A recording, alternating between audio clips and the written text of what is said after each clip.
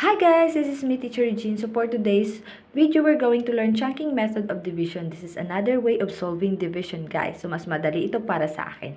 So example nga natin ay 63 divided by 4. So kukunin lang natin yung 63 minus at saka kukunin natin yung 4 na i-divide natin sa 63 at hanap tayo ng number na base 0 na madali lang i-multiply sa 4 at saka yung sagot ay malapit lamang sa 63. Kaya ang ginamit ko pong number ay 10. At saka 10 times 4 po ay 40. At saka i-minus lang natin yan, 63 minus 40, that's 23. At saka meron pang 4 sa 23, kaya naghahanap naman ako ng number na i-multiply sa 4 na ang answer ay malapit sa 23.